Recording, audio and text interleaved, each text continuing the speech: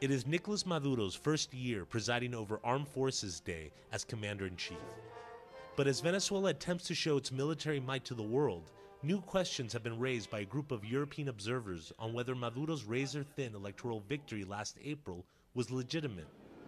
The Madrid-based Institute for European Studies claims a number of election regulations were broken, including the use of state money towards Maduro's campaign, and that the National Electoral Council, which oversees elections, failed to do a complete recount of the voting machines. But the report saved its heaviest criticisms for Venezuela's judicial system.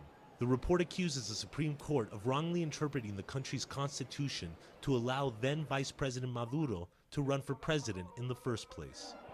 Section 229 of the Constitution says that in order to run for president, the vice president must step down, while Section 233 states that the head of the National Assembly would serve as acting president until new elections are called. Instead, the Supreme Court approved Vice President Maduro's appointment as acting president 4 months before the April presidential election. Political science professor Enio Cardoso blames the Supreme Court's heavy partisanship on the side of the Maduro government. The majority of the judges who are part of the Supreme Court have shown that they are biased towards the government. Some of them are openly members of the party of the government, the Socialist Party.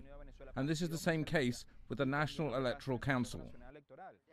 But constitutional scholar Jesus Silva points to the international community's recognition of the election results as proof that it was legitimate. The huge majority of countries in the world, considering or regarding Latin America, the United States, European countries, more and more are adding up to the support of the Venezuelan regime.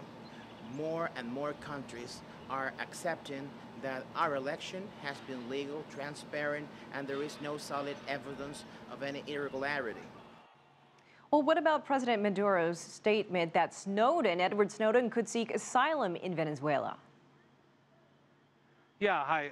It was a surprise because although Venezuela was named as one of the countries he might be able to go to, because of Maduro's recent economic performance, the food shortages, the close election, and he wants to increase ties with the United States, a lot of people down here thought that although he would entertain it, Snowden coming here, that he probably in the end wouldn't accept it. So when he said that he would consider it yesterday at a press conference in Port-au-Prince in Haiti, it came as a surprise.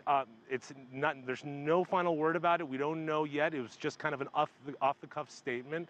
But it's something to consider. As we know, Venezuela and the United States have been along at odds with each other politically and economically, and Venezuela would be a place where Snowden could find a home. All right, CCTV's Martin Markovitz, we appreciate that update from Caracas. Biz Asia America, our world of business.